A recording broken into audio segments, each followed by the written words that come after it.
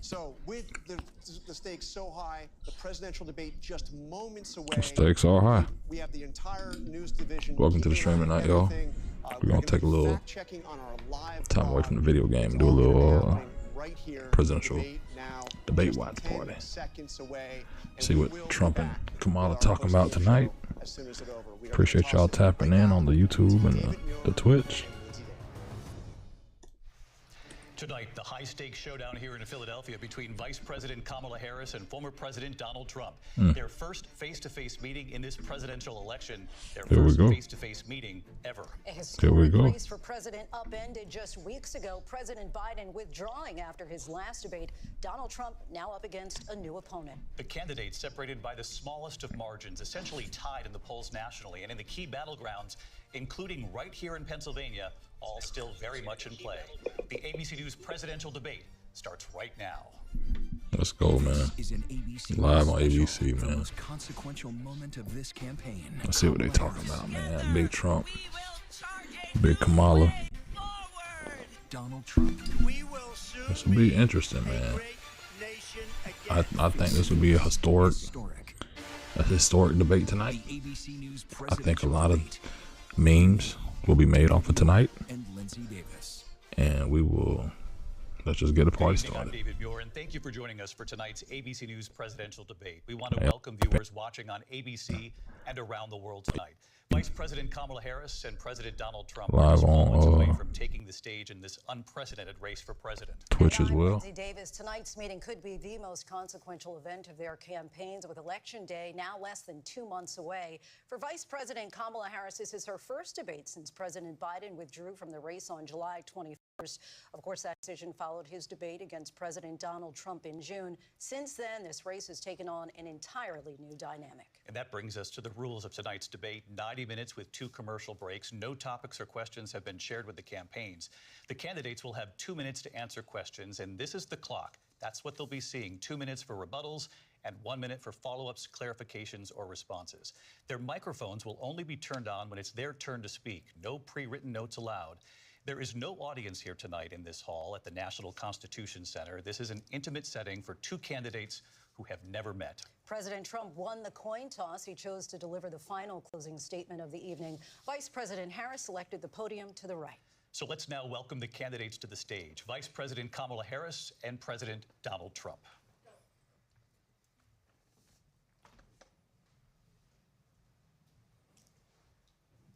Kamala Harris. Let's have a good debate. Have fun. Thank you. Welcome to you both. It's wonderful to have you. It's an honor to have you both here tonight. Good evening. We are looking forward to a spirited and thoughtful debate. So let's get started. I want to begin tonight with the issue that voters say is one issue, and that is the economy and the cost of living in this country. Vice President Harris, you and President Trump were elected 4 years ago, and your opponent on the stage here tonight often asks his supporters, are you better off than you were 4 years ago? When it comes to the economy, do you believe Americans are better off than they were 4 years ago? So I was raised as a middle-class kid, and I am actually the only person on this stage who has a plan that is about lifting up the middle class and working people of America. I believe in the ambition, the aspirations, the dreams of the American people. And that is why I imagine and have actually a plan to build what I call an opportunity economy. Because here's the thing. We know that we have a shortage of homes and housing, and the cost of housing is too expensive for far too many people. We know that young families need support to raise their children, and I intend on extending a tax cut for those families of $6,000, which is the largest child tax credit that we have given in a long time, so that those young families can afford to buy a crib, buy a car seat, buy clothes for their children. My passion, one of them, is small businesses. My mother raised my sister and me, but there was a woman who helped raise us. We call her our second mother. She was a small business owner. I love our small businesses. My plan is to give a $50,000 tax deduction to start up small businesses, knowing they are part of the backbone of America's economy. My opponent, on the other hand, his plan is to do what he has done before. which is to provide a tax cut for billionaires and big corporations, which will result in $5 trillion to America's deficit. My opponent has a plan that I call the Trump's sales tax, which would be a 20% tax on everyday goods that you rely on to get through the month.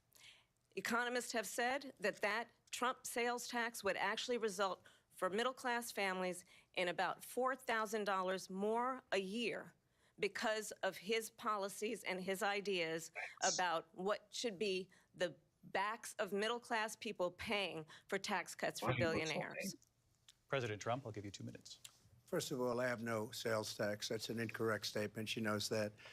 We're doing tariffs on other countries. Other countries are going to finally, after 75 years, pay us back for all that we've done for the world. And the tariff will be substantial in some cases. I took in billions and billions of dollars, as you know, from China. In fact, they never took the tariff off because there was so much money they can't. It would totally destroy everything that they've set out to do. They're taking in billions of dollars from China and other places. They've left the tariffs on. When I had it, I had tariffs, and yet I had no inflation. Look, we've had a terrible economy because inflation has, which is really known as a country buster. It breaks up countries. We have inflation like very few people have ever seen before, probably the worst in our nation's history. We were at 21%, but that's being generous because many things are 50, 60, 70, and 80% higher than they were just a few years ago. This has been a disaster for people, for the middle class, but for every class. On top of that, we have millions of people pouring into our country from prisons and jails, from mental institutions and insane asylums, and they're coming in and they're taking jobs that are occupied right now by African Americans and Hispanics, and also unions. Unions are going to be affected very soon. And you see what's happening. You see what's happening with towns throughout the United States. You look at Springfield, Ohio. You look at Aurora in Colorado. They are taking over the towns. They're taking over buildings. They're going in violently. These are the people that she and Biden led into our country, and they're destroying our country. They're dangerous. They're at the highest level of criminality, and we have to get them out. We have to get them out fast. I created one of the greatest economies in the history of our country. I'll do it again and even better. We are going to get to immigration and border security during this debate, but I would like to let Vice President Harris respond on the economy here. Well, I would love to. Let's talk about what Donald Trump left us.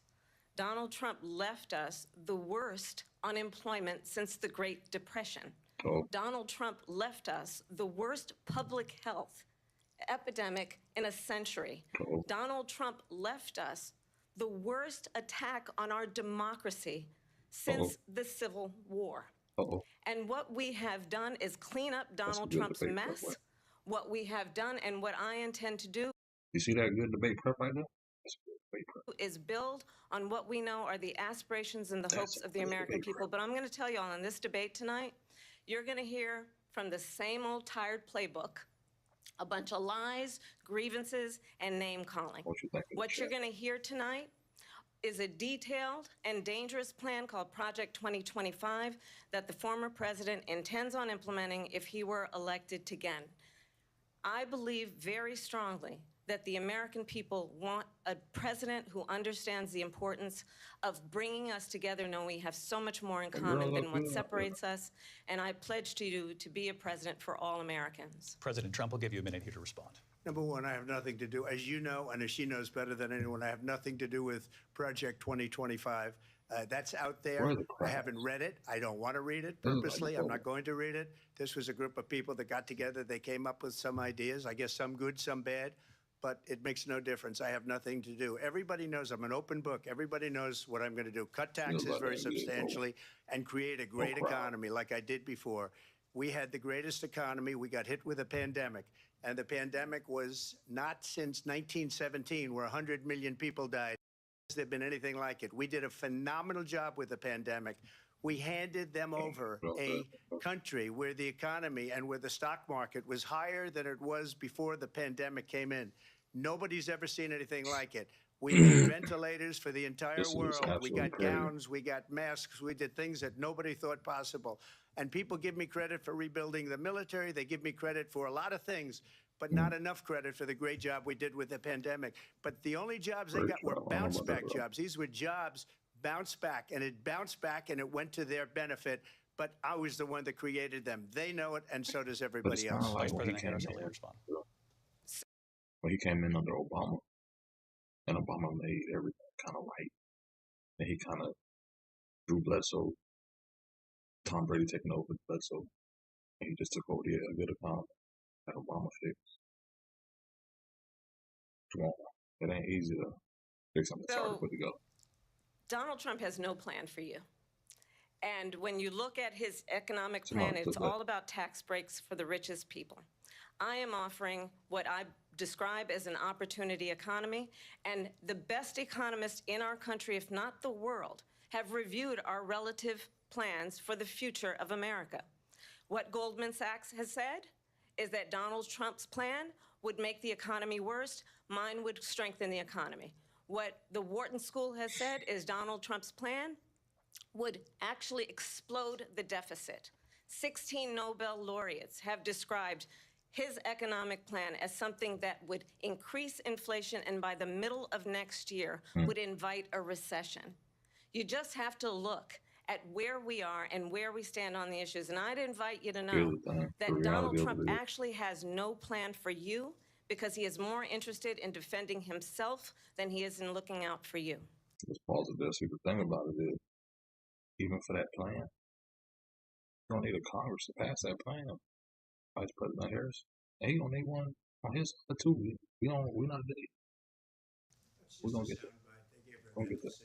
Look, I went to the Wharton School of Finance, and many of those professors, the top professors, think my plan is a brilliant plan. It's a great plan. It's a plan that's going to bring up our worth, our value as a country. It's going to make people want to be able to go and work and create jobs and create a lot of good, solid money for our country. And just to finish off, she doesn't have a plan. She copied Biden's plan, and it's like 4 sentences, like run, spot, run. 4 sentences that are just, oh, we'll try and lower taxes. She doesn't have a plan. Take a look at her plan. She doesn't have a plan. Mr. President, I do want to drill down on something you both brought up. The Vice President brought up your tariffs. You responded, and let's drill down on this, because your plan is what she calls is essentially a national sales tax. Your proposal calls for tariffs, as you pointed out here, on foreign imports across the board. You recently said that you might double your plan, imposing tariffs up to 20% on goods coming into this country. As you know, many economists say that with tariffs at that level, costs are then passed on to the consumer. Vice President Harris has argued it'll mean higher prices on gas, food, clothing, medication, arguing it costs the typical family nearly $4,000 a year. Do you believe Americans can afford higher prices because of tariffs? They're not going to have higher prices. What's going to have, and who's going to have higher prices, is China and all of the countries that have been ripping us off for years. I was the only president ever. China was paying us hundreds of billions of dollars, and so were other countries. And, you know, if she doesn't like them, they should have gone out and they should have immediately cut the tariffs. But those tariffs are there 3.5 years now under their administration. We are going to take in billions of dollars, hundreds of billions of dollars. I had no inflation, virtually no inflation. They had the highest inflation perhaps in the history of our country, because I've never seen a worse period of time. People can't go out and buy cereal or bacon or eggs or anything else. The people of our country are absolutely dying with what they've done. They've destroyed the economy. And all you have to do is look at a poll. The polls say 80 and 85 and even 90% that the Trump economy was great, that their economy was terrible. Vice President Harris, I do want to ask for your response. You heard what the president said there, because the Biden administration did keep a number of the Trump tariffs in place. So how do you respond? It went from $7 well, let's be clear that the Trump administration resulted in a trade deficit, one of the highest we've ever seen in the history of America. He invited trade wars. You want to talk about his deal with China? What he ended up doing is, under Donald Trump's presidency, he ended up selling American chips to China to help them improve and modernize their military. basically sold us out when a policy about China should be in making sure the United States of America wins the competition for the 21st century, which means focusing on the details of what that requires, focusing on relationships with our allies, focusing on investing in American-based technology so that we win the race on AI, on quantum computing, focusing on what we need to do to support America's workforce so that we don't end up having on the short end of the stick in terms of workers' rights. But what Donald Trump did, let's talk about this, with COVID, is he actually thanked President Xi for what he did during COVID. Look at his tweet. Thank you, President Xi, exclamation point, when we know that Xi was responsible for lacking and not giving us transparency about the origins of COVID. President Trump, I'll let you respond. First of all, they bought their chips. I gotta pause that. Don't it feel like Mama just cussed you out? Mama Harris just went off on her. She ain't going off on us, she went off on Trump. And as a child of a black woman, I'll be in my room right now because I just got lectured and she ain't beat me. That's one of those where you could have got beat, but you got told off so bad, you're just going to sit in your room and reflect. That's what kind of, if you ain't never been raised by a black woman. From Taiwan, we hardly make chips anymore because of philosophies like they have and policies like they have. I don't say her because she has no policy. Everything that she believed 3 years ago and 4 years ago is out the window. She's going to my philosophy now. In fact, I was going to send her a Maga hat. She's gone to my philosophy. But if she ever got elected, she'd change it. And it will be the end of our country. She's a Marxist. Everybody knows she's a Marxist. Her father's a Marxist professor in economics, and he taught her well. But when you look at what she's done to our country, and when you look at these millions and millions of people that are pouring into our country monthly, where it's, I believe, 21 million people, not the 15 that people say, and I think it's a lot higher than the 21. That's bigger than New York State pouring in. And just look at what they're doing to our country. They're criminals. Many of these people coming in are criminals. And that's bad for our economy, too. You know, you mentioned before, we'll talk about immigration later. Well, bad immigration is the worst thing that can happen to our economy. They have, and she has, destroyed our country with policy that's insane. Almost policy that you'd say they have to hate our country. President Trump, thank you. Lindsay? I want to turn to the issue of abortion. President Trump, you've often touted that you were able to kill Roe v. Wade. Last year, you said that you were proud to be the most pro-life president in American history. Then last month, you said that your administration would be great for women and their reproductive rights. In your home state of Florida, you surprised many with regard to your 6-week abortion ban because you initially had said that it was too short. And you said, quote, I'm going to be voting that we need more than 6 weeks. But then the very next day, you reversed course and said you would vote to support the 6-week ban. Vice President Harris says that women shouldn't trust you on the issue of abortion because you've changed your position so many times. Therefore, why should they trust you? Well, the reason I'm doing that vote is because the plan is, as you know, the vote is, they have abortion in the 9th month. They even have, and you can look at the governor of West Virginia, the previous governor of West Virginia, not the current governor, who's doing an excellent job, but the governor before, he said the baby will be born and we will decide what to do with the baby. In other words, we'll execute the baby. And that's why I did that, because that predominates, because they're radical. The Democrats are radical in that. And her vice presidential pick, which I think was a horrible pick, by the way, for our country, because he is really out of it. But her vice presidential pick says abortion in the 9th month is absolutely fine. He also says execution after birth. It's an execution, no longer abortion, because the baby is born, is okay. And that's not okay with me, hence the vote. But what I did is something for 52 years. They've been trying to get Roe v. Wade into the states. And through the genius and heart and strength of 6 Supreme Court justices, we were able to do that. Now, I believe in the exceptions for rape, incest, and life of the mother. I believe strongly in it. Ronald Reagan did also. 85% of Republicans do. Exceptions, very important. but we were able to get it, and now states are voting on it. And for the first time, you're going to see, look, this is an issue that's torn our country apart for 52 years. Every legal scholar, every Democrat, every Republican, liberal, conservative, they all wanted this issue to be brought back to the states where the people could vote. And that's what happened. Now, Ohio, the vote was somewhat liberal. Kansas, the vote was somewhat liberal, much more liberal than people would have thought. Kansas? But each individual state is voting. It's the vote of the people now. It's not tied up in the federal government. I did a great service in doing it. It took courage to do it. And the Supreme Court had great courage in doing it. And I give tremendous credit to those 6 justices. There is no state in this country where it is legal to kill a baby after it's born. Madam Vice President, I want to get your response to President Trump. Well, as I said, you're going to hear a bunch of lies, and that's not actually a surprising fact. Let's understand how we got here. Let's go. Donald Trump hand-selected 3 members of the United States Supreme Court with the intention that they would undo the protections of Roe v. Wade.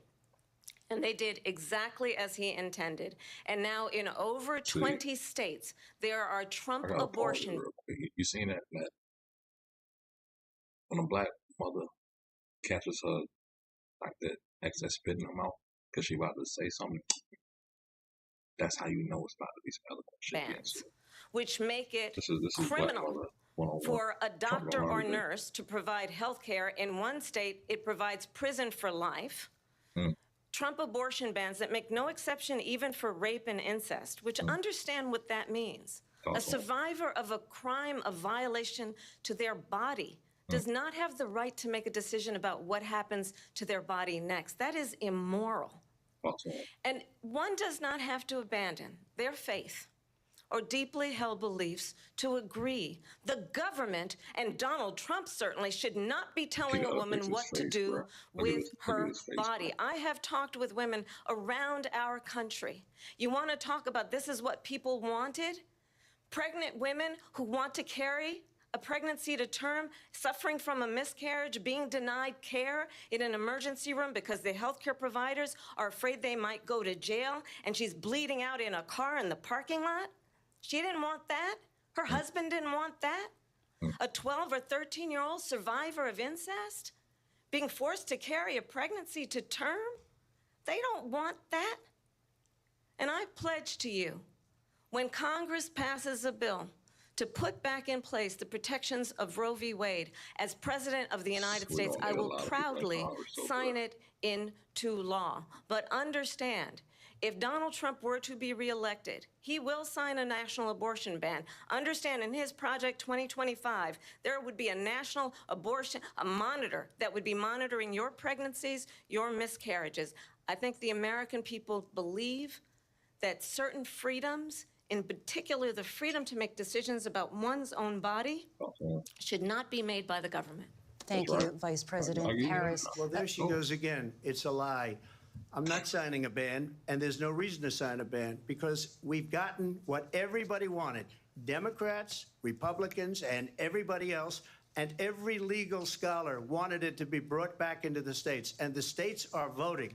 And it may take a little time, but for 52 years, this issue has torn our country apart, and they've wanted it back in the states. And I did something that nobody thought was possible. The states are now voting. What she says is an absolute lie. And as far as the abortion ban, no, I'm not in favor of abortion ban, but it doesn't matter, because this issue has now been taken over by the states. Would you veto a national abortion ban if it came to your desk? Well, I won't have to, because, again, 2 things. Number one, she said she'll go back to Congress. She'll never get the vote. It's impossible for her to get the vote, especially now with the 50-50, and essentially 50-50 in both Senate and the House. She's not going to get the vote. She can't get the vote. She won't even come close to it. So it's just talk. You know what it reminds me of? When they said they're going to get student loans terminated, and it ended up being a total catastrophe. That's real. The student loans, and then her, I think probably her boss, if you call him a boss, he spends all his time on the beach. But look, her boss went out and said, we'll do it again. We'll do it a different way. And he went out, got rejected again by the Supreme Court. So all these students got taunted with this whole thing about this whole idea. And how unfair that would have been. Part of the reason they lost to the millions and millions of people that had to pay off their student loans. They didn't get it for free. But they were saying it's the same way that they talked about that they talk about abortion. But if I could just get a yes or no, because your running mate, J.D. Vance, has said that you would veto it if it did come to your desk. Well, I didn't discuss it with J.D. In all fairness, J.D. And I don't mind if he has a certain view, but I think he was speaking for me, but I really didn't. We don't have to discuss it because she'd never be able to get it, just like she couldn't get student loans. They couldn't get student loans. They didn't even come close to getting student loans. They taunted young people and a lot of other people that had loans. They can never get this approved. So it doesn't matter what she says about going to Congress. So wonderful. Let's go to Congress. Do it. But the fact is that for years, they wanted to get it out of Congress and out of the federal government. And we did something that everybody said couldn't be done. And now you have a vote of the people on abortion. Vice President Harris, I want to give you your time to respond. But I do want to ask, would you support any restrictions on a woman's right to an abortion? I absolutely support reinstating the protections of Roe v. Wade. And as you rightly mentioned, nowhere in America is a woman carrying a pregnancy to term and asking for an abortion. That is not happening. It's insulting to the women of America. And understand what has been happening under Donald Trump's abortion bans. Couples who pray and dream of having a family are being denied IVF treatments. What is happening in our country? Working people, working women who are working 1 or 2 jobs, who can barely afford childcare as it is, have to travel to another state to get on a plane sitting next to strangers to go and get the health care she needs. Barely can afford to do it, and what you are putting her through is unconscionable. And the people of America have not, the majority of Americans believe in a woman's right to make decisions about her own body.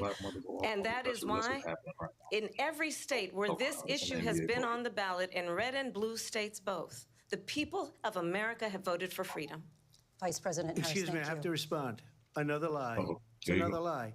I have been a leader on IVF, which is fertilization. The IVF, I have been a leader. In fact, when they got a very negative decision on IVF from the Alabama courts, I saw the people of Alabama and the legislature 2 days later voted it in. I've been a leader on it. They know that, and everybody else knows it. I have been a leader on fertilization, IVF. And the other thing, you should ask, will she allow abortion in the 8th month, 9th month, 7th month? Come on. Okay, would you do that? Why don't you ask her that question? Why don't you answer the question? Would you because veto? Under Roe v. Answer the Wade, question. Would you veto? You could do abortions in the 7th month, the 8th month, the 9th month, and probably after birth. Just look at the former governor of Virginia. The governor of Virginia said we put the baby aside and then we determine what we want to do with the baby. President Trump, thank you. We're going to turn now to immigration and border security. We know it's an issue that's important to Republicans, Democrats, voters across the board in this country. Vice President Harris, you were tasked by President Biden with getting to the root causes of migration from Central America. We know that illegal border crossings reached a record high in the Biden administration. This past June, President Biden imposed tough new asylum restrictions. We know the numbers since then have dropped significantly. But my question to you tonight is, why did the administration wait until 6 months before the election to act? And would you have done anything differently from President Biden on this? So I'm the only person on this stage who has prosecuted transnational criminal organizations for the trafficking of guns, drugs, and human beings. And let me say that the United States Congress, including some of the most conservative members of the United States Senate, came up with a border security bill which I supported. And that bill would have put 1,500 more border agents on the border to help those folks who are working there right now overtime trying to do their job. It would have allowed us to stem the flow of fentanyl coming into the United States. I know there are so many families watching tonight who have been personally affected by the surge of fentanyl in our country. That bill would have put more resources to allow us to prosecute transnational criminal organizations for trafficking in guns, drugs, and human beings. But you know what happened to that bill? Donald Trump got on the phone, called up some folks in Congress, and said, kill the bill. And you know why? Because he'd prefer to run on a problem instead of fixing a problem. And understand, this comes at a time where the people of our country. You got to think about it. A former president still has that much juice in the House. What makes you think if you take the White House, he's still not going to have the same juice? I mean, it's trying to be. Actually need a leader who engages in solutions, who actually addresses the problems at hand. But what we have in the former president is someone who would prefer to run on a problem instead of fixing a problem. And I'll tell you something, he's going to talk about immigration a lot tonight, even when it's not the subject that is being raised. And I'm going to actually do something really unusual, and I'm going to invite you to attend one of Donald Trump's rallies, because it's a really interesting thing to watch. You will see during the course of his rallies, he talks about fictional characters like Hannibal Lecter. He will talk about windmills cause cancer. And what you will also notice is that people start leaving his rallies early out of exhaustion and boredom. And I will tell you, the one thing you will not hear him talk about is you. You will not hear him talk about your needs, your dreams, and your desires. And I'll tell you, I believe you deserve a president who actually puts you first, and I pledge to you that I will. Vice President Harris, thank you. President Trump, on that point, I want to get your response. Well, I would like to respond. Let me just ask, though, why did you try to kill that bill, and successfully so, that would have put thousands of additional agents and officers on the border? First, let me respond as to the Please. rallies. She said people start leaving. People don't go to her rallies. There's no reason to go. And the people that do go, she's bussing them in and paying them to be there, and then showing them in a different light. So she can't talk about that. People don't leave my rallies. We have the biggest rallies, the most incredible rallies in the history of politics. That's because people want to take their country back. Our country is being lost. We're a failing nation. And it happened 3.5 years ago. And what's going on here, you're going to end up in World War III, just to go into another subject. What they have done to our country by allowing these millions and millions of people to come into our country. You just look at Kamala Harris' facial expression, see, not the angry black woman. It's the mother that's letting you get fucked up. She don't let you say something to get you ass kicked or get your ass kicked. And that's really what she's doing right now. And I'm kind of scared for Trump.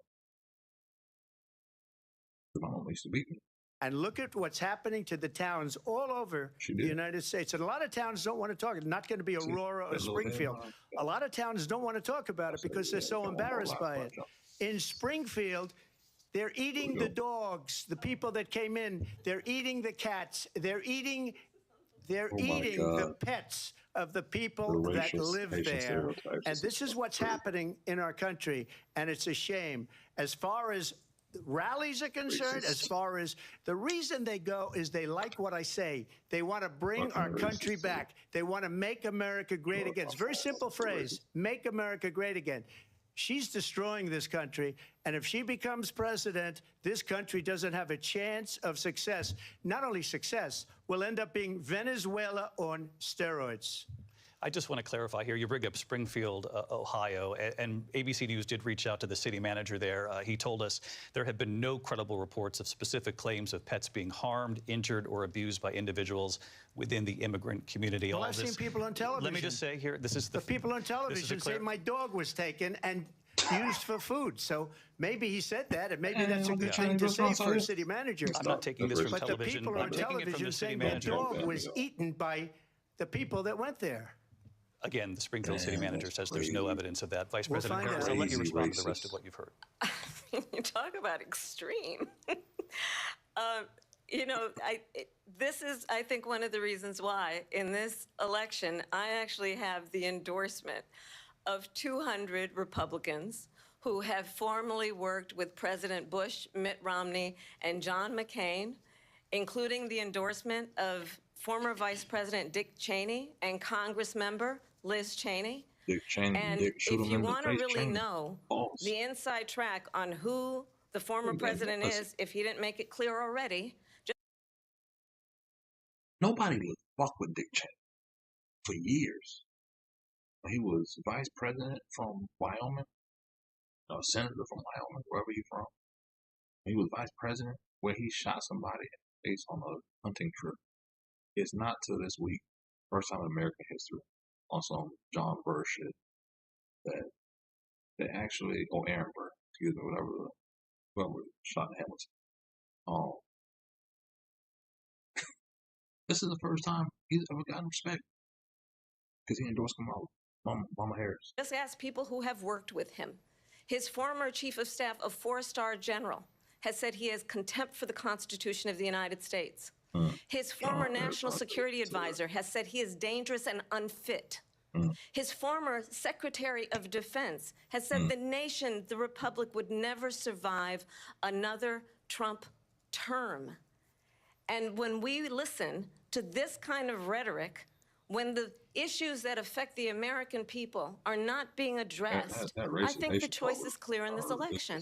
President Trump, I'll give you a quick minute to respond here.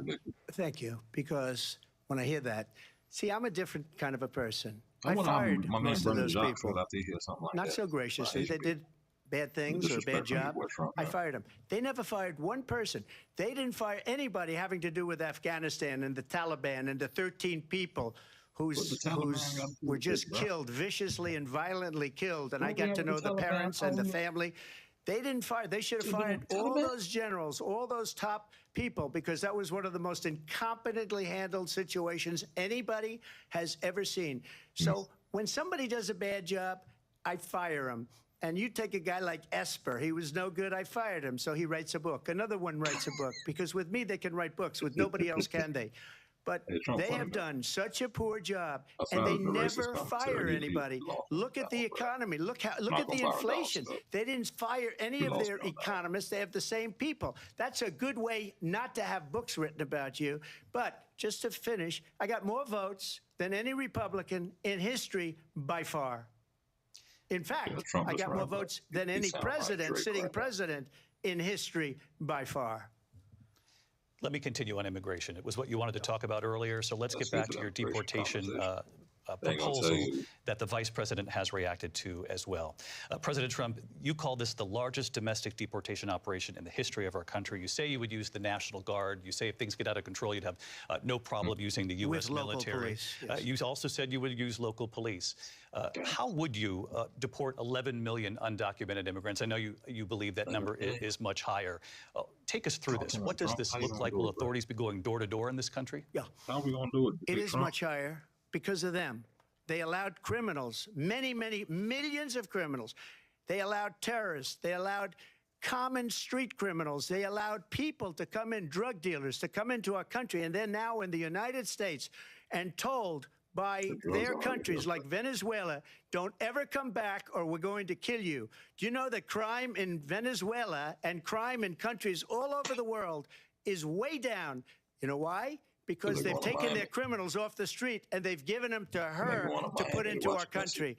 And this will be one of the greatest mistakes in history for them to allow. And I think they probably did it because they think they're going to get votes.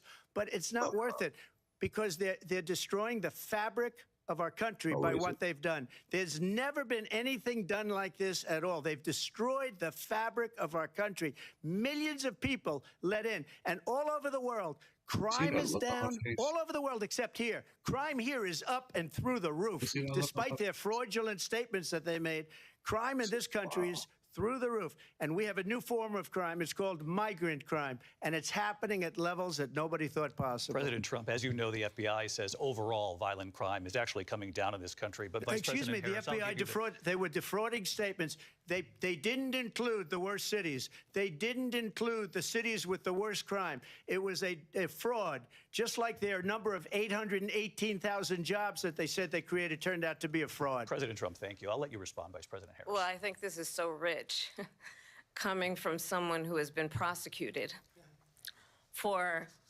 national security crimes, economic crimes, election interference, has been found liable for sexual assault, and his next big court appearance is in November at his own criminal sentencing.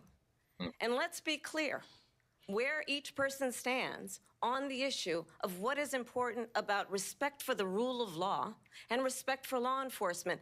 The former vice president called for defunding federal law enforcement, 45,000 agents, get this, on the day after he was arraigned on 34 felony counts. So let's talk about what is important in this race. It is important that we move forward, that we turn the page on this same old tired rhetoric and address the needs of the American people, address what we need to do about the housing shortage, which I have a plan for, address what we must do to support our small businesses, address bringing down the price of groceries. But frankly, the American people are exhausted with this same old tired playbook. Vice President Harris, thank you. Excuse me. Every one of the speed this up and catch up. I think America be tired of back and forth with no solution. Like, honestly, if you don't have Congress, just tell them to take it. Not just Trump, not just Kamala Harris. It's real. This process.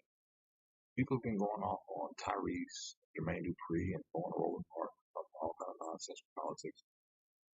And the greatest thing about it is nobody's talking about how the Congress actually promises they take. And that's the most unsettling thing about this entire process. People are tired of hearing the bullshit every 4 years, only to find out that Congress passes that y'all don't want to work with Congress to actually get something that's going to work for the American people. That's the problem. those cases was started by them against their political opponent. And I'm winning most of them, and I will win the rest on appeal. And you saw that with the decision that came down just recently from the Supreme Court. I'm winning most of them. But those are cases, it's called weaponization. Never happened in this country. They weaponized the Justice Department. Every one of those cases was involved with the DOJ, from Atlanta and Fani Willis to the Attorney General of New York and the DA in New York. Every one of those cases. And then they say, oh, he's a criminal. They're the ones that made them go after me. By the way, Joe Biden was found essentially guilty on the documents case. And what happened in my documents case? They said, oh, that's the toughest of them all. A complete and total victory. 2 months ago, it was thrown out. It's weaponization, and they used it, and it's never happened in this country. They used it to try and win an election. They're fake cases. President Trump, thank you. A really quick response here, Vice President Harris, on this notion of weaponization of the Justice Department. Well, let's talk about extreme and understand the context in which this election in 2024 is taking place. The United States Supreme Court recently ruled that the former president would essentially be immune from any misconduct if he were to enter the White House again. Understand, this is someone who has openly said he would terminate, I'm quoting, terminate the Constitution of the United States, that he would weaponize the Department of Justice against his political enemies. Someone who has openly expressed disdain for members of our military. Understand what it would mean if Donald Trump were back in the White House with no guardrails, because certainly we know now the court won't stop him. We know J.D. Vance is not going to stop him. It's up to the American people Vice President to stop Harris, him. Thank you. Lindsay? Vice President Harris, in your last run for president. This is the one that weaponized, not me. She weaponized. I probably took a bullet to the head because of the things that they say about me. They talk about democracy. I'm a threat to democracy. They're the threat to democracy with a fake Russia investigation that went nowhere. We have a lot to get to. Lindsay? Vice President Harris, in your last run for president, you said you wanted to ban fracking. Now you don't. You wanted mandatory government buyback programs for assault weapons. Now your campaign says you don't. You supported decriminalizing border crossings. Now you're taking a harder line. I know you say that your values have not changed. So then why have so many of your policy positions changed? So my values have not changed, and I'm going to discuss every one of the, at least every point that you've made. But in particular, let's talk about fracking, because we're here in Pennsylvania. I made that very clear in 2020. I will not ban fracking. I have not banned fracking as Vice President of the United States. And in fact, I was the tie-breaking vote on the Inflation Reduction Act, which opened new leases for fracking. My position is that we have got to invest in diverse sources of energy so we reduce our reliance on foreign oil. We have had the largest increase in domestic oil production in history because of an approach that recognizes that we cannot over-rely on foreign oil. As it relates to my values, let me tell you, I grew up a middle-class kid raised by a hardworking mother who worked and saved and was able to buy our first home when I was a teenager. The values I bring to the importance of home ownership, knowing not everybody got handed $400 million on a silver platter and then filed bankruptcy 6 times, is a value that I bring to my work to say we are going to work with the private sector and home builders to increase 3 million homes, increase by 3 million homes by the end of my first term. My work that is related to having a friend when I was in high school who was sexually assaulted by her stepfather. And my focus then on protecting women and children from violent crime is based on a value that is deeply grounded in the importance of standing up for those who are most vulnerable. My work that is about protecting Social Security and Medicare is based on long-standing work that I have done, protecting seniors from scams. My values have not changed. And what is important is that there is a president who actually brings values and a perspective that is about lifting people up and not beating people down and name-calling. The true measure of the leader is the leader who actually understands the strength is not in beating people down, it's in lifting people up. I intend to be that president. President Trump, your response? First of all, I wasn't given $400 million. I wish I was. My father was a Brooklyn builder, Brooklyn, Queens, and a great father, and I learned a lot from him, but I was given a fraction of that, a tiny fraction, and I built it into many, many billions of dollars, many, many billions. And when people see it, they are even surprised. So we don't have to talk about that. Fracking, she's been against it for 12 years. Defund the police, she's been against that forever. She gave all that stuff up very wrongly, very horribly, and everybody's laughing at it, okay? They're all laughing at it. She gave up at least 12 and probably 14 or 15 different policies. Like, she was big on defund the police. In Minnesota, she went out, wait a minute, I'm talking now. Oh, shit. You don't mind, please. You ain't gonna do that. Does that sound familiar? Wait a minute. She went out. Wait a minute. She went out in Minnesota and wanted to let criminals that killed people, that burned down Minneapolis, she went out and raised money to get them out of jail. She did things that nobody would ever think of. Now she wants to do transgender operations on illegal aliens that are in prison. This is a radical left liberal that would do this. She wants to confiscate your guns, and she will never allow fracking in Pennsylvania. If she won the election, fracking in Pennsylvania will end on day one. Just to finish one thing that's so important, in my opinion.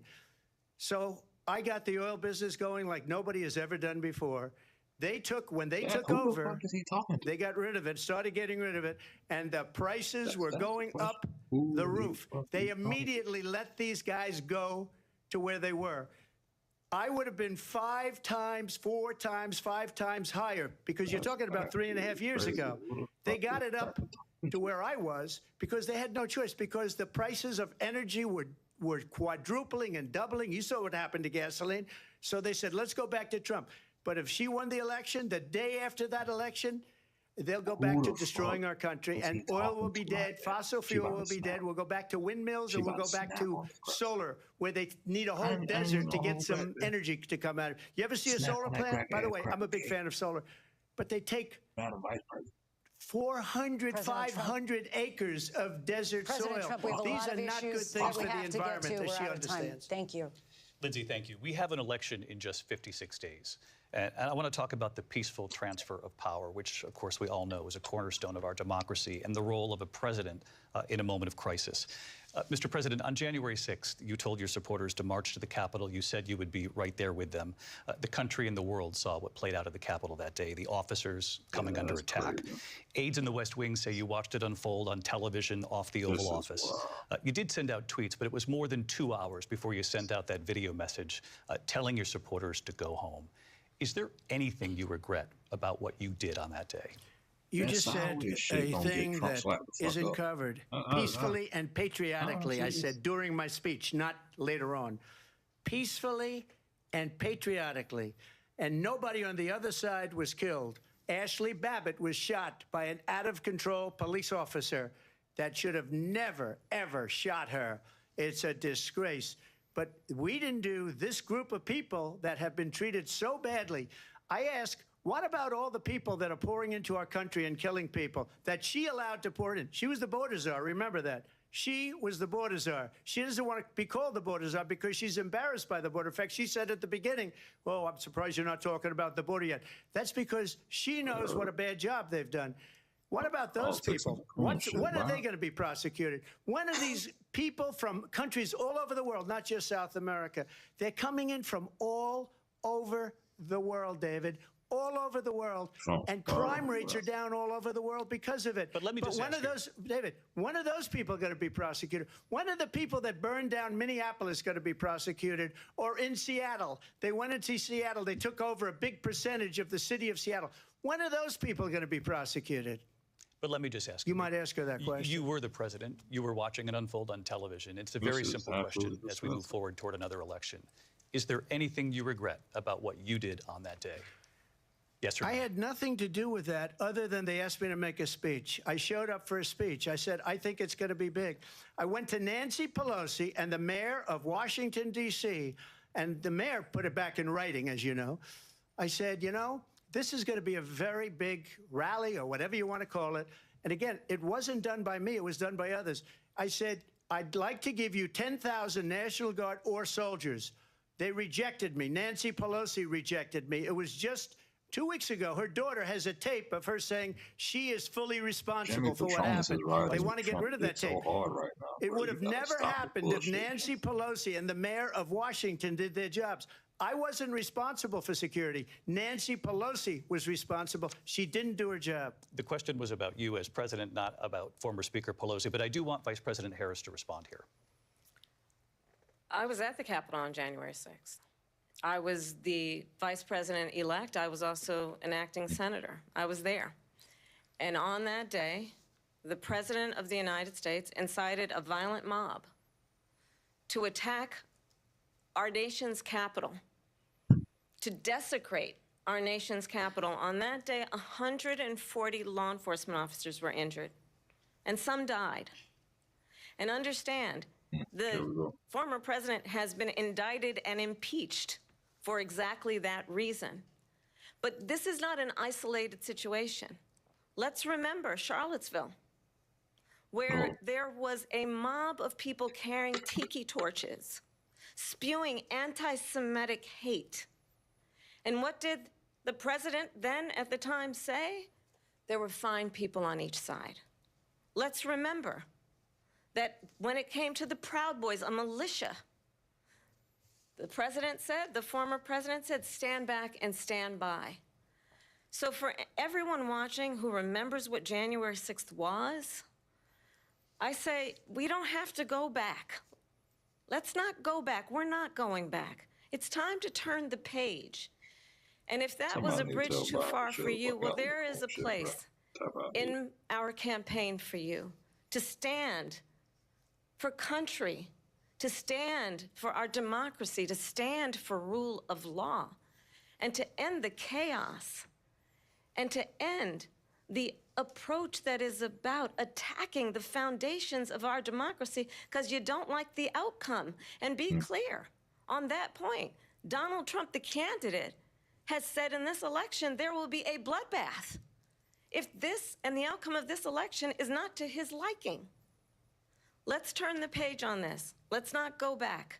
Let's chart a course for the future and not go backwards to the past. Let me just follow up here. It was a different term, and it was a term that related to energy because they have destroyed our energy business. That was where bloodbath was. Also, on Charlottesville, that story has been, as you would say, debunked.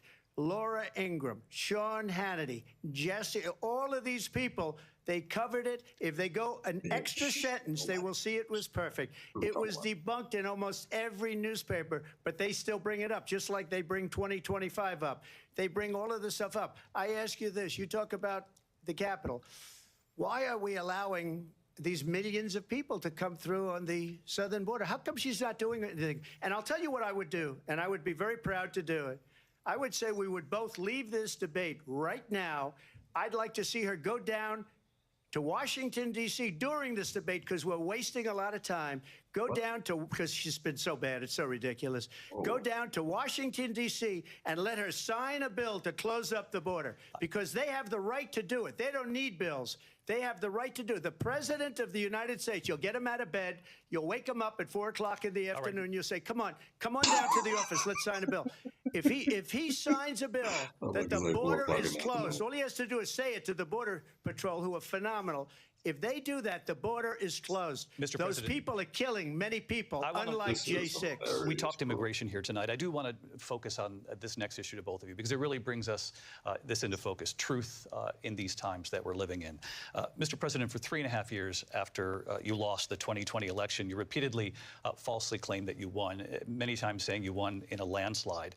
In the past couple of weeks leading up to this debate, you have said, quote, you lost by a whisker, that you, quote, didn't quite make it, that you came up a little bit short. I said that? Are you now acknowledging that you lost in 2020? No, I don't acknowledge that at all. But I you said did that say sarcastically. You know that. It was said, oh, we lost by a whisker. That was said sarcastically. Look, there's so much proof. All you have to do is look at it. And they should have sent it back to the legislatures for approval. I got almost 75 million votes, the most votes any sitting president has ever gotten. I was told if I got 63, which was what I got in 2016, you can't be beaten. The election, people should never be thinking about an election as fraudulent. We need two things. We need walls, and we have to have it. We have to have borders, and we have to have good elections. Our elections are bad. And a lot of these illegal immigrants coming in, they're trying to get them to vote. They can't even speak English. They don't even know what country they're in practically. And these people are trying to get them to vote. And that's why they're allowing them to come into our country. I did watch all of these pieces of video. I didn't detect the sarcasm, lost by a whisker. We didn't quite make it. And we should just point out here as clarification, and you know this, you and your allies, 60 cases in front of many judges, many of them Republican. No judge looked at it. And said they said we didn't have standing. That's the other thing. They said we didn't have standing, a technicality. Can you imagine a system where a person in an election doesn't have standing? The President of the United States doesn't have standing. That's how we lost. If you look at the facts, and I'd love to have you'll do a special on it. I'll show you Georgia, and I'll show you Wisconsin, and I'll show you Pennsylvania, and I'll show you. We have so many facts and statistics, but you know what? That doesn't matter, because we have to solve the problem that we have right now. That's old news. And the problem that we have right now is we have a nation in decline, and they have put it into decline. We have a nation that is dying, David. Mr. President, thank you. Vice President Harris, you heard the president there tonight. He said he didn't say that he lost by a whisker. So he still believes he did not lose the election that was won by President Biden and yourself. But I do want to ask you about something that's come up in the last couple of days. This was a post from President Trump about this upcoming election just weeks away. He said, when I win, those people who cheated, and then he lists donors, voters, election officials, he says will be prosecuted to the fullest extent of the law, which will include long-term prison sentences. One of your campaign's top lawyers responded saying, we won't let Donald Trump intimidate us. We won't let him suppress the vote. Is that what you believe he's trying to do here? Donald Trump was fired by 81 million people. So let's be clear about that. And clearly he is having a very difficult time processing that. But we cannot afford to have a president of the United States who attempts, as he did in the past, to upend the will of the voters in a free and fair election. And I'm going to tell you that I have traveled the world as Vice President of the United States, and world leaders are laughing at Donald Trump. I have talked with military leaders, some of whom worked with you, and they say you're a disgrace. And when you then talk in this way in a presidential debate and deny what over and over again are court cases you have lost because you did, in fact, lose that election, it leads one to believe that perhaps we do not have in the candidate to my right the temperament or the ability to not be confused about fact. That's deeply troubling, and the American people deserve better. I'll give you 1 minute to respond, Mr. President. Let me just say about world leaders. Viktor Orban, one of the most respected men, they call him a strong man. He's a tough person, smart, Prime Minister of Hungary. They said, why is the whole world blowing up? 3 years ago, it wasn't. Why is it blowing up? He said, because you need Trump back as president. They were afraid of him. China was afraid, and I don't like to use the word afraid, but I'm just quoting him. China was afraid of him. North Korea was afraid of him. Look at what's going on with North Korea, by the way. He said Russia was afraid of him. I ended the Nord Stream 2 pipeline, and Biden put it back on day one, but he ended the XL pipeline. The XL pipeline in our country, he ended that. But he let the Russians build a pipeline going all over Europe and heading into Germany, the biggest pipeline in the world. Look, Viktor Orban said it. He said the most respected, most feared person is Donald Trump. We had no problems when Trump was president, but when this weak, pathetic man that you saw at a debate just a few months ago, that if he weren't in that debate, he'd be running instead of her. She got no votes. He got 14 million votes. What you did, you talk about a threat to democracy. He got 14 million votes, and they threw him out of office. And you know what? I'll give you a little secret. He hates her. He can't stand her. But he got 14 million votes. They threw him out. She got 0 votes. And when she ran, she was the first one to leave because she failed. And now she's running. I don't understand it, but I'm okay with it because your time is I think we're going to do very well. We've got a lot more to get to. Turning now to the Israel-Hamas war and the hostages who are still being held, Americans among them. Vice President Harris, in December, you said, quote, Israel has a right to defend itself, but you added, quote, it matters how, saying international humanitarian law must be respected. Israel must do more to protect innocent civilians. You said that 9 months ago. Now an estimated 40,000 Palestinians are dead. Nearly 100 hostages remain. Just last week, Prime Minister Benjamin Netanyahu said there's not a deal in the making. President Biden has not been able to break through the stalemate. How would you do it? Well, let's understand how we got here. On October 7, Hamas, a terrorist organization, slaughtered 1,200 Israelis. Many of them young people who were simply attending a concert. Women were horribly raped. And so absolutely, I said then, I say now, Israel has a right to defend itself. We would. Yes. And how it does so matters. Because it is also true, far too many innocent Palestinians have been killed. Children, mothers. What we know is that this war must end. It must end immediately, and the way it will end is we need a ceasefire deal and we need the hostages out. And so we will continue to work around the clock on that. Work around the clock, also understanding that we must chart a course for a two-state solution. And in that solution, there must be security for the Israeli people and Israel, and in equal measure for the Palestinians. But the one thing I will assure you always, I will always give Israel the ability to defend itself, in particular as it relates to Iran and any threat that Iran and its proxies pose to Israel. But we must have a two-state solution where we can rebuild Gaza, where the Palestinians have security, self-determination, and the dignity they so rightly deserve. President Trump, how would you negotiate with Netanyahu and also Hamas in order to get the hostages out and prevent the killing of more innocent civilians in Gaza? If I were president, it would have never started. If I were president, Russia would have never, ever, I know Putin very well, he would have never, and there was no threat of it either, by the way, for 4 years, have gone into Ukraine and killed millions of people when you add it up, far worse than people understand what's going on over there. But when she mentions about Israel, all of a sudden, she hates Israel. She wouldn't even meet with Netanyahu when he went to Congress to make a very important speech. She refused to be there because she was at a sorority party of hers. She wanted to go to the sorority party. She hates Israel. If she's president, I believe that Israel will not exist within 2 years from now. And I've been pretty good at predictions, and I hope I'm wrong about that one. She hates Israel. At the same time, in her own way, she hates the Arab population because the whole place is going to get blown up. Arabs, Jewish people, Israel will be gone. It would have never happened. Iran was broke under Donald Trump. Now Iran has $300 billion because they took off all the sanctions that I had.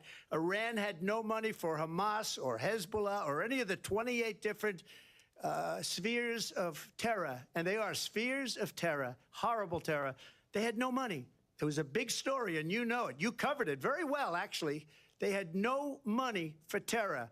They were broke. Now they're a rich nation, and now what they're doing is they're spreading that money around. Look at what's happening with the Houthis and Yemen. Look at what's going on in the Middle East. This would have never happened. I will get that settled and fast, and I'll get the war with Ukraine and Russia ended. If I'm president-elect, I'll get it done before even becoming president. Vice President Harris, he says you hate Israel.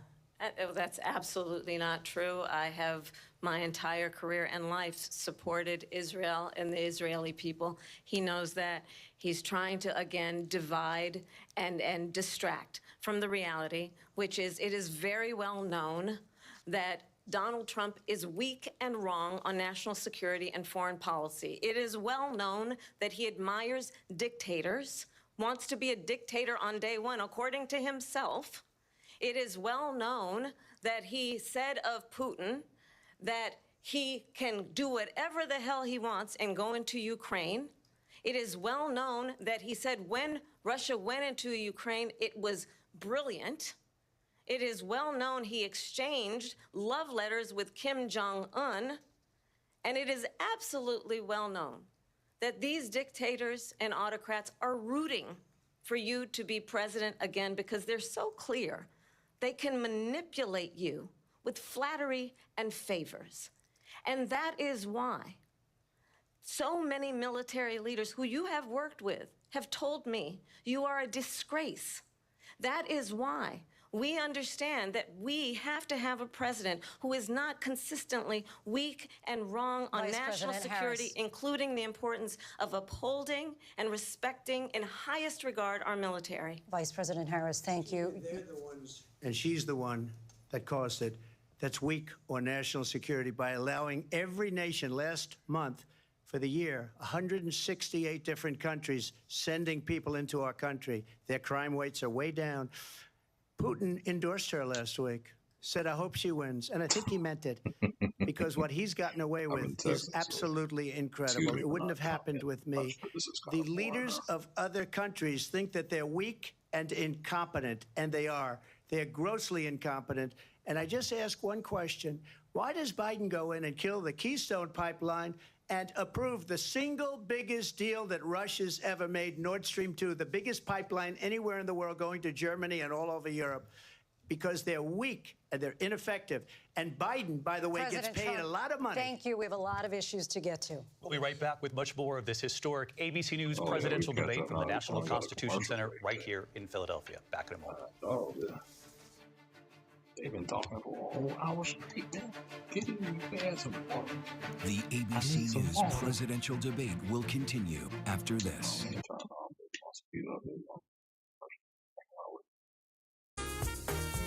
Grilling is an art. Don't forget to add sausage, Picasso.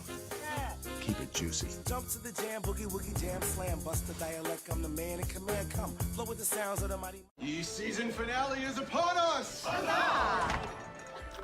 Dog food in thy fridge? It's not dog food, it's fresh pet. Real meat, real veggies. Let me know in the chat what y'all think about it. There's always a betrayal in the finale. I think Trump's lying. I think Kamala really.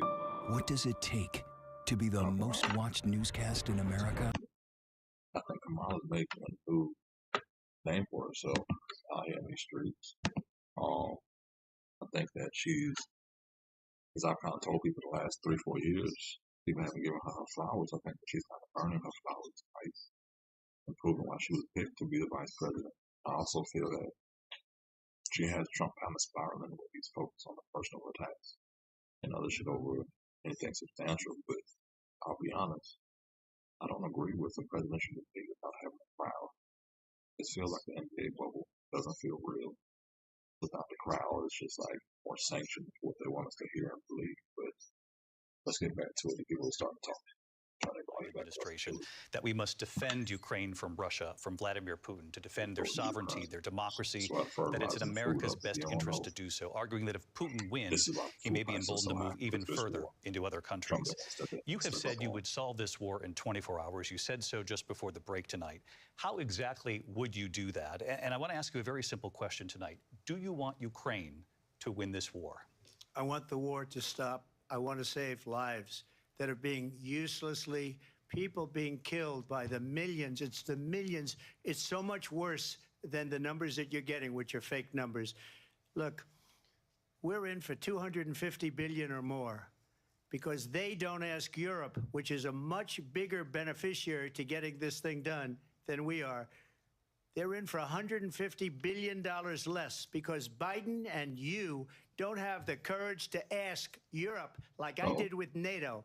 They paid billions and billions, hundreds of billions of dollars when I said, either you pay up or we're not going to protect you anymore. So that's maybe one of the reasons they don't like me as much as they like weak people.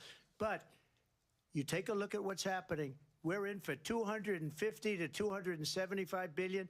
They're into 100 to 150. They should be forced to equalize. With that being said, I want to get the war settled. I know Zelensky very well, and I know Putin very well. I have a good relationship, and they respect your president, okay? They respect me. They don't respect Biden. How would you respect him? Why? For what reason?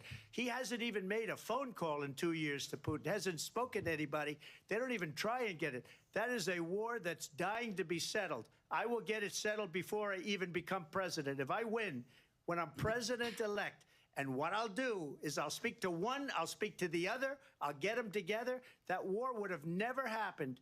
And in fact, when I saw Putin after I left, unfortunately left because our country has gone to hell.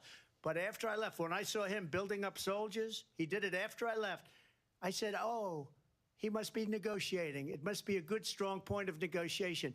Well, it wasn't, because Biden had no idea how to talk to him. He had no idea how to stop it. And now you have millions of people dead, and it's only getting worse, and it could lead to World War III. Don't kid yourself, David. We're playing with World War III, and we have a president that we don't even know if he's... Where is our president? We don't even know if he's a president. And just to clarify they here... threw him out of a campaign like a dog. We don't even know. Is he our president? But we have a president, that doesn't know he's alive. Your time is up. Just to clarify in the question, do you believe it's in the U.S. best interest for Ukraine to win this war, yes or no? I think it's the U.S. best interest to get this war finished and just get it done. All right. Negotiate a deal, because we have to stop all of these human lives from being destroyed. I want to take this to Vice President Harris. I want to get your thoughts on support for Ukraine in this moment, but also, as Commander-in-Chief, if elected, how would you deal with Vladimir Putin, and would it be any different from what we're seeing from President Biden? Well, first of all, it's important to remind the former president you're not running against Joe Biden, you're running against me. I believe the reason that Donald Trump says that this war would be over within 24 hours is because he would just give it up. And that's not who we are as Americans. Let's understand what happened here. I actually met with Zelensky a few days before Russia invaded, tried through force to change territorial boundaries, to defy one of the most important international rules and norms, which is the importance of sovereignty and territorial integrity. And I met with President Zelensky. I shared with him American intelligence about how he could defend himself. Days later, I went to NATO's eastern flank, to Poland and Romania. And through the work that I and others did, we brought 50 countries together to support Ukraine in its righteous defense. And because of our support, because of the air defense, the ammunition, the artillery, the javelins, the Abrams tanks that we have provided, Ukraine stands as an independent and free country. If Donald Trump were president, Putin would be sitting in Kyiv right now. And understand what that would mean, because Putin's agenda is not just about Ukraine. Understand why the European allies and our NATO allies are so thankful that you are no longer president, and that we understand the importance of the greatest military alliance the world has ever known, which is NATO, and what we have done to preserve the ability of Zelensky and the Ukrainians to fight for their independence. Otherwise, Putin would be sitting in Kyiv with his eyes on the rest of Europe, starting with Poland. And why don't you tell the 800,000 Polish Americans right here in Pennsylvania how quickly you would give up for the sake of favor and what you think is a friendship with what is known to be a dictator who would eat you for lunch. Vice President Harris, thank you. We've heard from both of you on Ukraine tonight. Oh, my bad. Afghanistan came up in the last hour. Y'all. Uh-oh, 2 calls. Would have been sitting in Moscow. Quiet, please. He would have been sitting in Moscow much happier than he is right now. But eventually, you know, he's got a thing that other people don't have. He's got nuclear weapons. They don't ever talk about that. He's got nuclear weapons. Nobody ever thinks about that. And eventually, maybe he'll use them, and maybe he hasn't been that threatening, but he does have that. Something we don't even like to talk about. Nobody likes to talk about it. But just so you understand, they sent her to negotiate peace before this war started. 3 days later, he went in and he started the war because everything they said was weak and stupid. They said the wrong things. That war should have never started. She was the emissary. They sent her in to negotiate with Zelensky and Putin, and she did. And the war started 3 days later. And that's the kind of talent we have with her. She's worse than Biden. In my opinion, I think he's the worst president in the history of our country. She goes down as the worst vice president in the history of our country. But let me tell you something. She is a horrible negotiator. They sent her in to negotiate. As soon as they left, Putin did the invasion. President Trump, thank you. You did bring up something. You said she went to negotiate with Vladimir Putin. Vice President Harris, have you ever met Vladimir Putin? Can you clarify tonight? Yet again, I said it at the beginning of this debate, you're going to hear a bunch of lies coming from this fellow. And that is another one. When I went to meet with President Zelensky, I've now met with him over 5 times. The reality is it has been about standing as America always should, as a leader upholding international rules and norms, as a leader who shows strength, understanding that the alliances we have around the world are dependent on our ability to look out for our friends and not favor our enemies because you adore strongmen instead of caring about democracy. And that is very much what is at stake here. The President of the United States is commander-in-chief. And the American people have a right to rely on a president who understands the significance of America's role and responsibility in terms of ensuring that there is stability and ensuring we stand up for our principles and not sell them for the benefit of personal flattery. We've talked about Ukraine and Vladimir Putin. I do want to talk about Afghanistan. It came up in the first hour of this debate.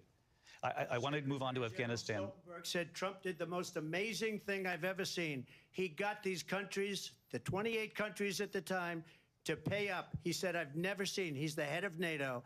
He said, I've never seen. For years, we were paying almost all of NATO. We were being ripped off by European nations, both on trade and on NATO.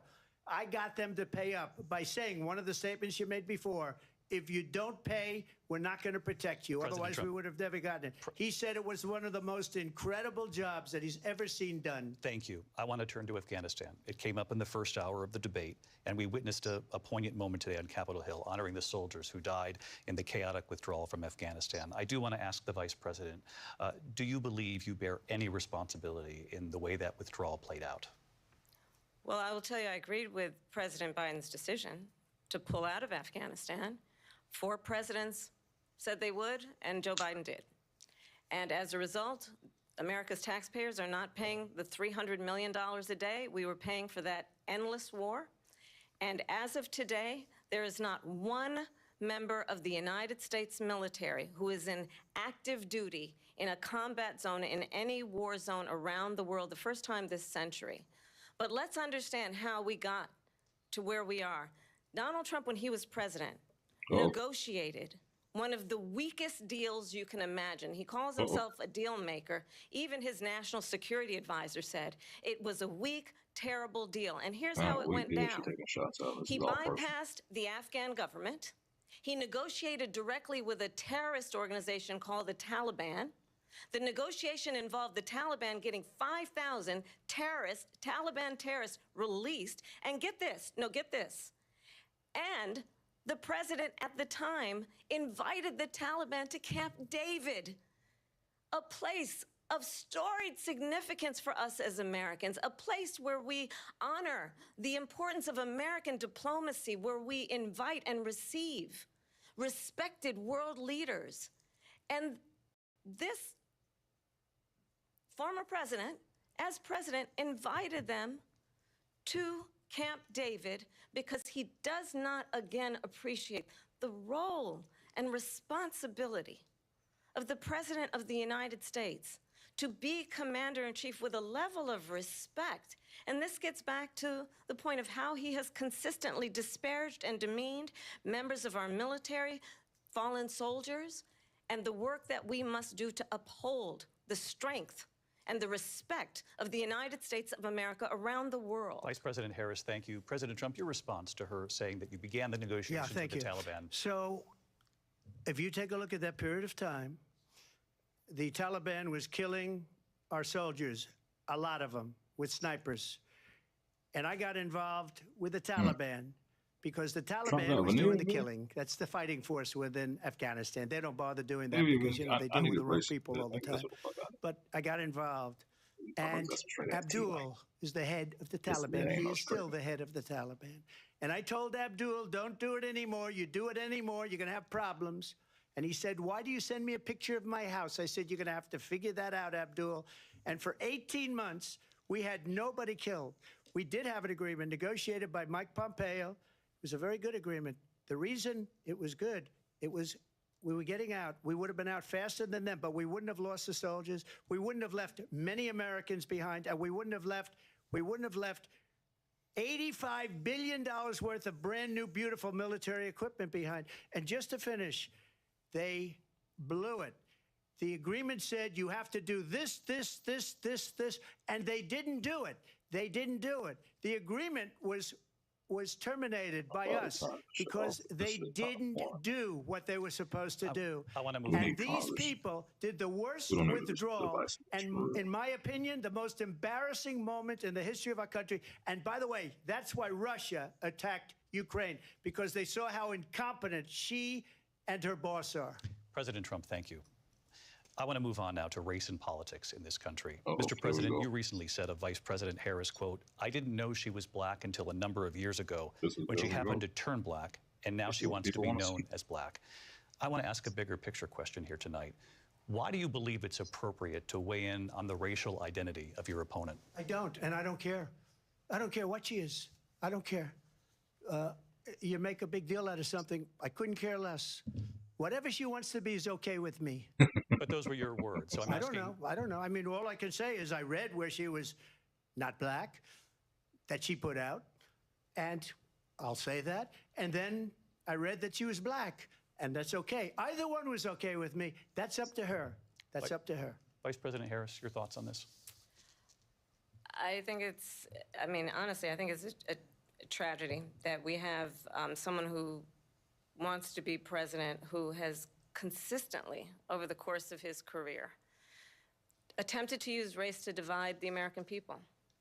I do believe that the vast majority of us know that we have so much more in common than what separates us, and we don't want this kind of approach that is just constantly trying to divide us, and especially by race. And let's remember how Donald Trump started. He was he owned buildings, and he was investigated because he refused to rent property to black families.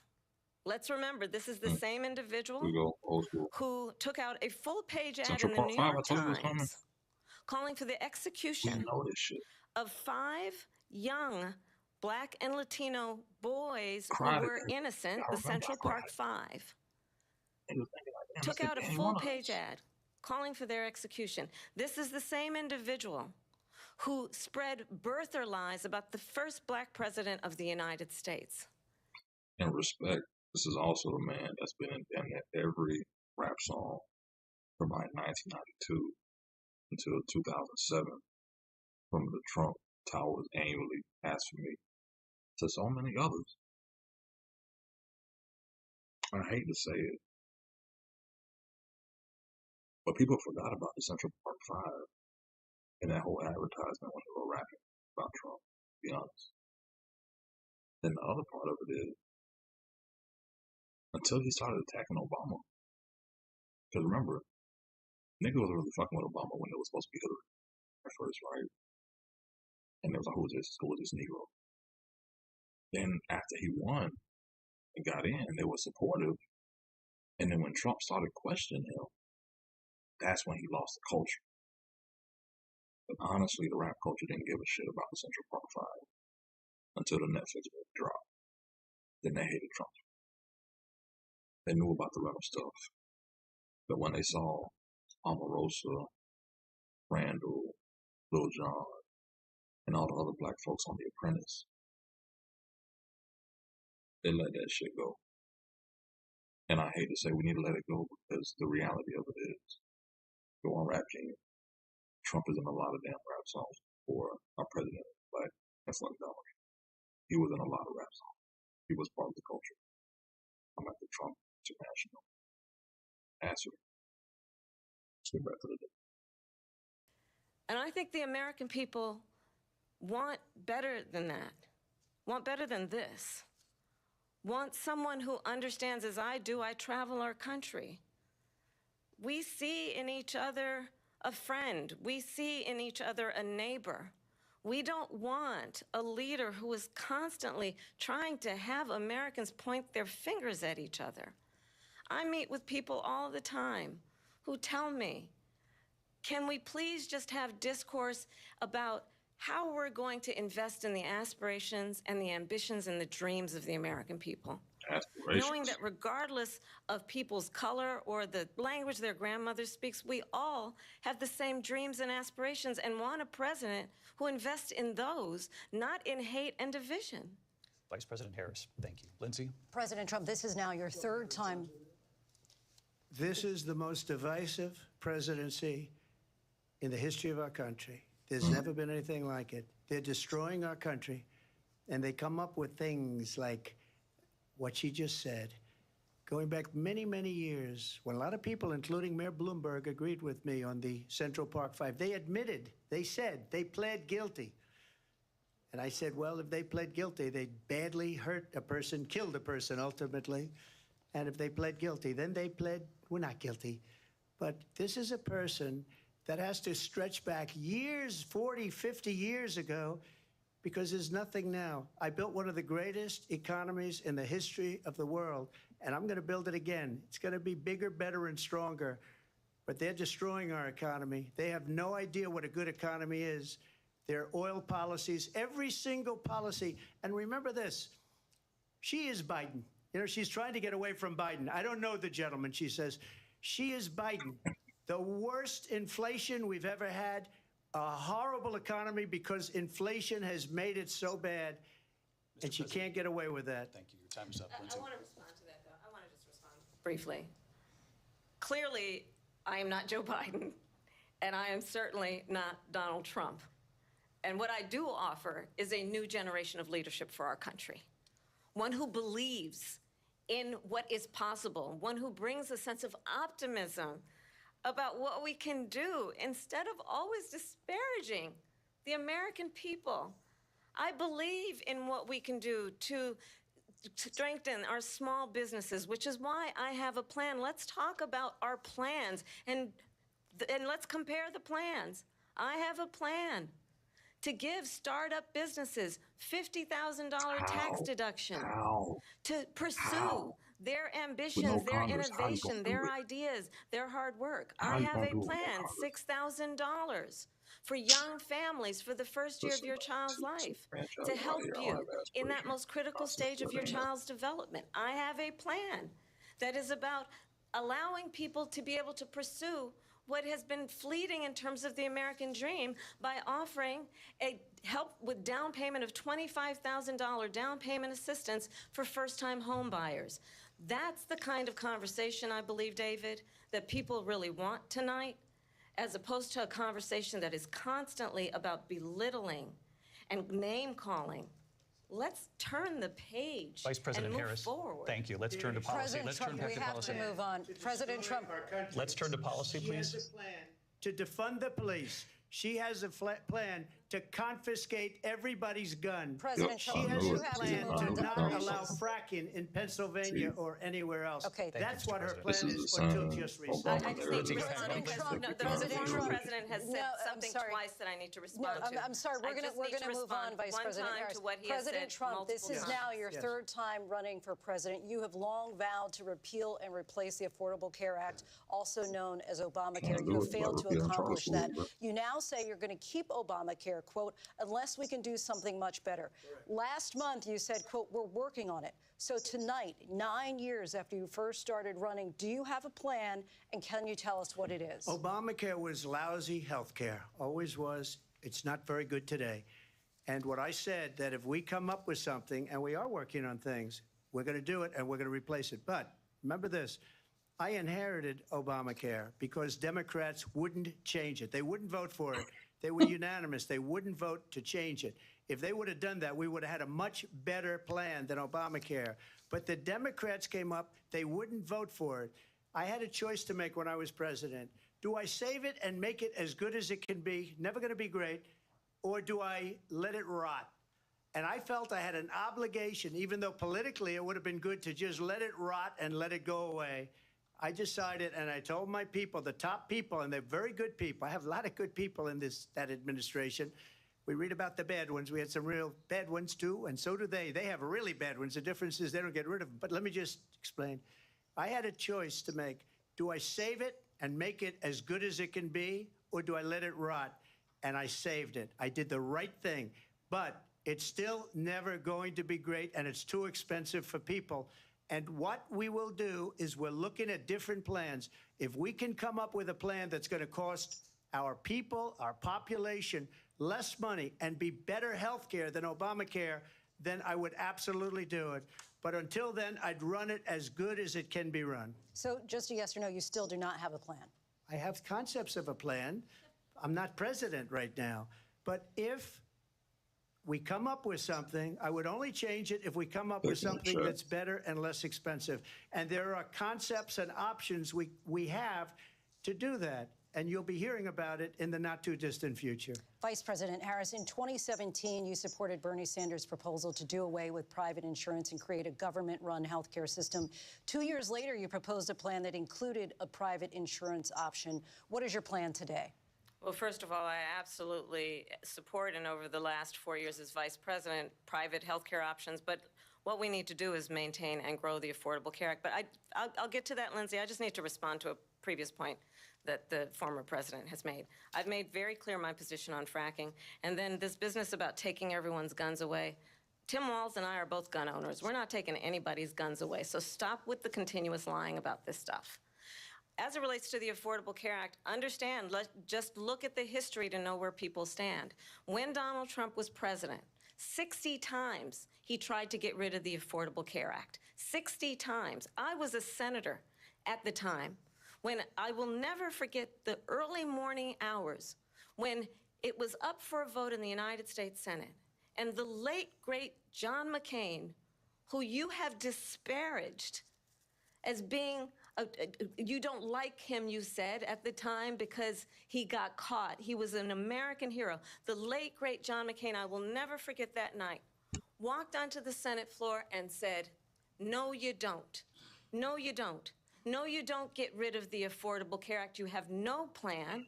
And what the Affordable Care Act has done is eliminate the ability of insurance companies to deny people with pre-existing conditions.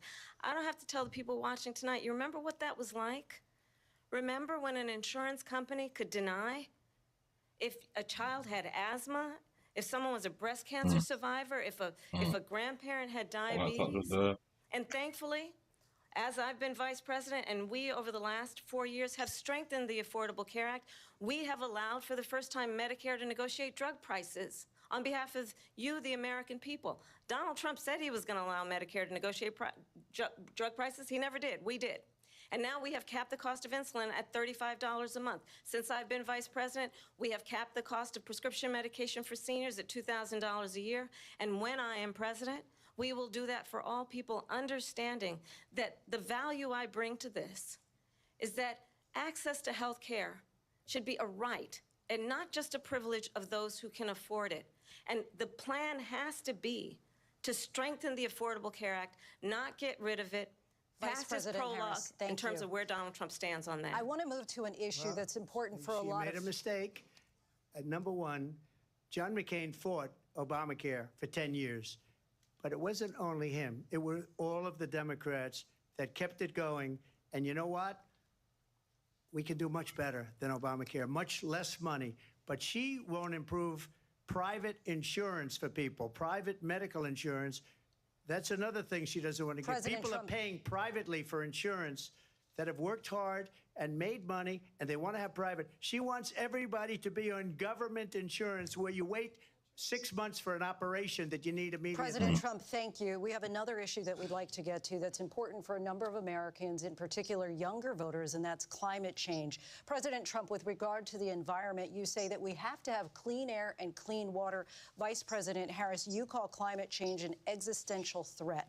The question to you both tonight is, what would you do to fight climate change? And Vice President Harris, we'll start with you. 1 minute for you each.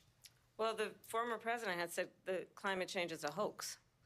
And what we know is that it is very real. You ask anyone who lives in a state who has experienced these extreme weather occurrences, who now is either being denied home insurance or it's being jacked up. You ask anybody who has been the victim of what that means in terms of losing their home, having nowhere to go. We know that we can actually deal with this issue. The young people of America care deeply about this issue. And I am proud that as Vice President over the last 4 years, we have invested $1 trillion in a clean energy economy, while we have also increased domestic gas production to historic levels. We have created over 800,000 new manufacturing jobs while I have been Vice President. We have invested in clean energy to the point that we are opening up factories around the world. Donald Trump said he was going to create manufacturing jobs. He lost manufacturing jobs. And I'm also proud to have the endorsement of the United Auto Workers and Sean Fain, who also know that part of building a clean energy economy includes investing in American-made products, American automobiles. It includes growing what we can do around American manufacturing and opening up auto plants, not closing them like happened under Donald Trump. Vice President Harris, thank you. It didn't happen under Donald Trump. Let me just tell you, they lost 10,000 manufacturing jobs this last month. It's going, they're all leaving. They're building big auto plants in Mexico, in many cases owned by China. They're building these massive plants, and they think they're going to sell their cars into the United States because of these people. What they have given to China is unbelievable. But we're not going to let that. We'll put tariffs on those cars so they can't come into our country, because they will kill the United Auto Workers and any auto worker, whether it's in Detroit or South Carolina or any other place. What they've done to business and manufacturing in this country is horrible. We have nothing because they refuse. You know, Biden doesn't go after people because supposedly China paid him millions of dollars. He's afraid to do it. Between him and his son, they get all this money from Ukraine. They get all this money from all of these different countries. And then you wonder, why is he so loyal to this one, that one, Ukraine, China? Why is he? Why did he get $3.5 million from the mayor of Moscow's wife? Why did she pay him $3.5 million? This is a crooked administration, and they're selling our country down the tubes. President Trump, thank you. Thank you. We'll be right back with closing statements from both of our candidates. An historic night, this ABC News presidential debate from Philadelphia. Back in a moment.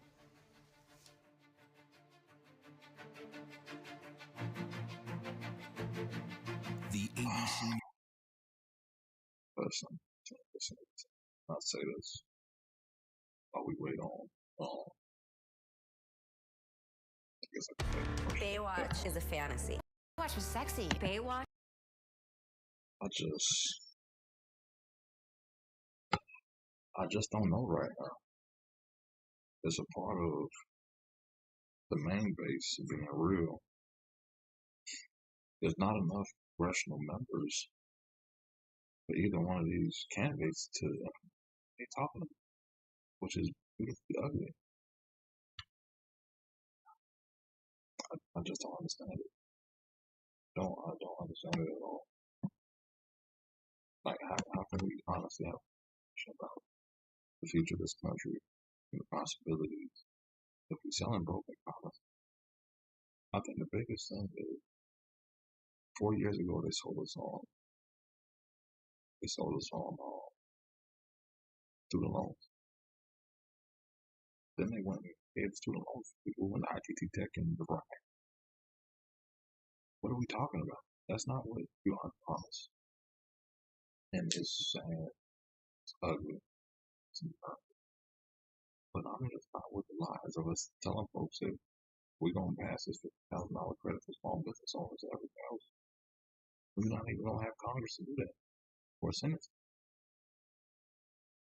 It's like we need 9%. Anything happen.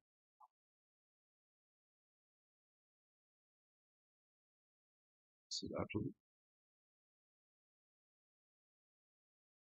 And these commercials on Hulu, in fact, it's kind of crazy. I hope nonsense. It just doesn't make sense anymore. I don't understand what's happening. Where I can check the volume levels. We're sitting here actually agreeing with this bullshit. And I'll be honest, I think the biggest thing is right now, Kamala Harris define us clean. The last time this was on stage like this was 2015-16 Democratic primary, where it was more stage with 12 other people. You find Joe Biden and everybody else. Now you're fighting Trump, and I get it. It's a beautiful thing. Wait a minute. Lady Gaga.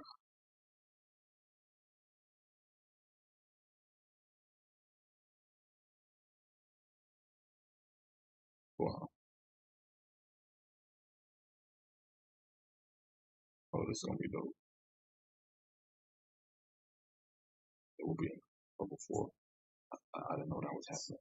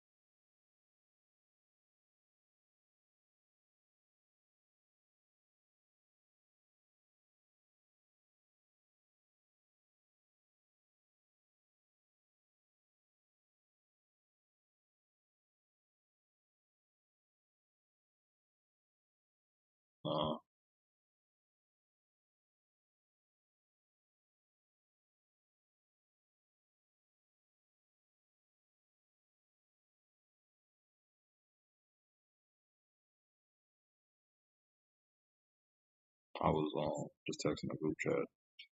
They're surprised about Walz's opinion on guns, which I completely get. Let me set this up.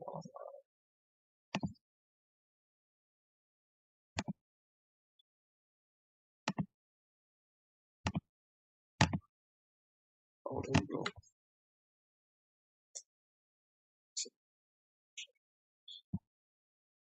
Hold on. We gotta get back to the states, y'all. Different visions for our country.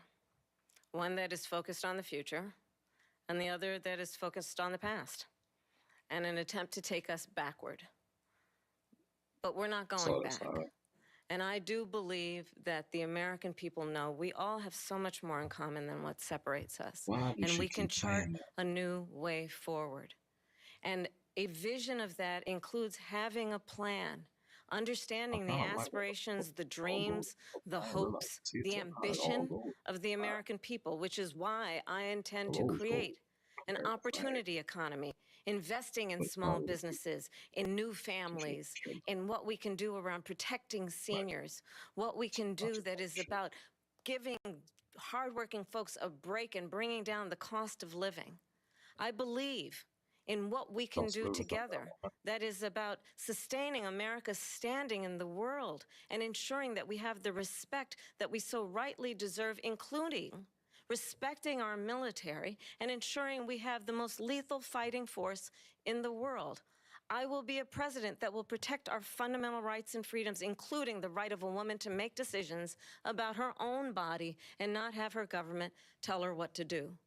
I'll tell you, I started my career as a prosecutor. I was a DA, I was an attorney general, a United States senator, and now vice president. I've only had one client, the people.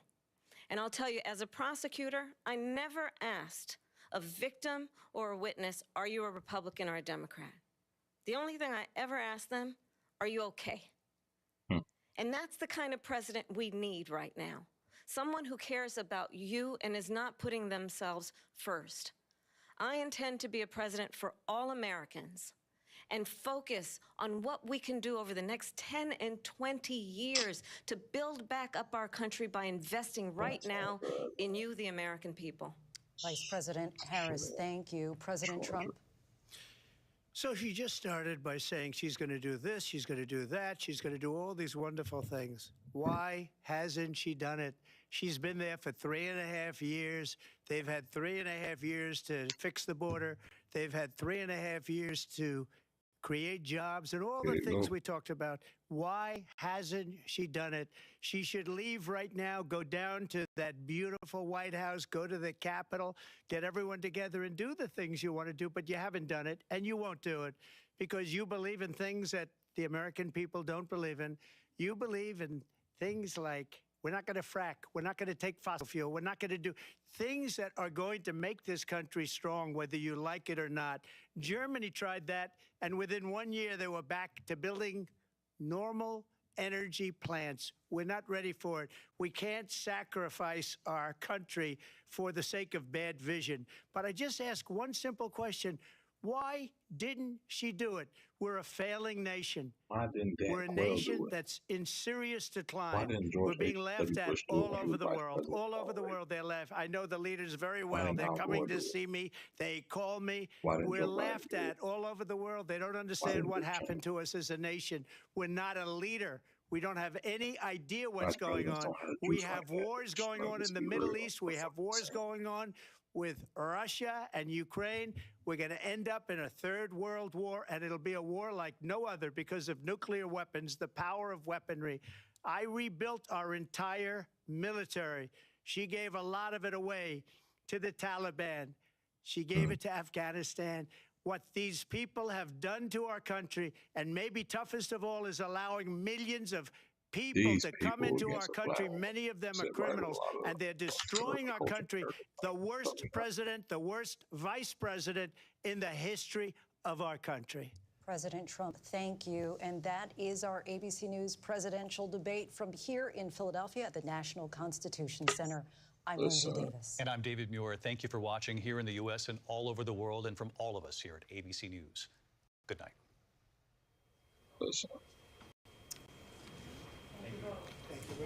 And we are. This man is crazy.